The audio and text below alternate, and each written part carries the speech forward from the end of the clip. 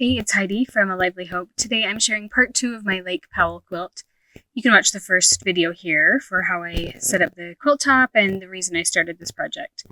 This quilt has been such a joy to work on in between my work projects and during downtime over the last couple of months. I decided to hand quilt it using a running stitch. I wanted the quilt to be extra crinkly, so I did 2 lines of running stitch for each rectangle block of color. That's a lot of stitching. Took quite a long time, but I absolutely love it.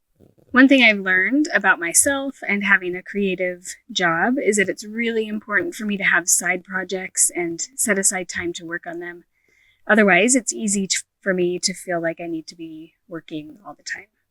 I used Aurifil Marrakesh thread to quilt this and did the back in a solid sand-colored fabric. This is an odd size quilt. I literally just kept sewing in a rectangle until I ran out of fabric. So I measured it and adjusted the fabric I bought for the backing in order to fit.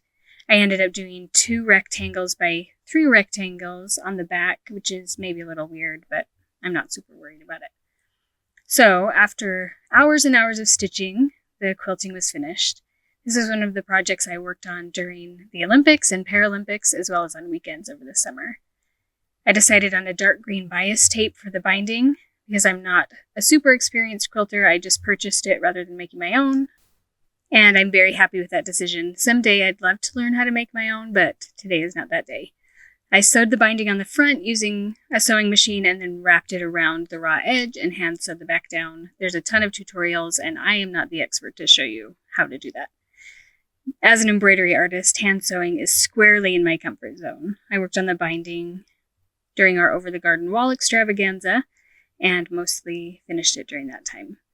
Now that my Lake Powell quilt is finished, it lives on my and my husband's bed.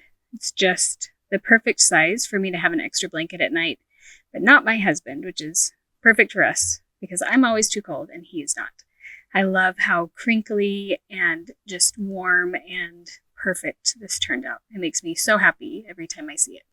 So there's one quilt finished. I see many more in my future. This was such a fun project.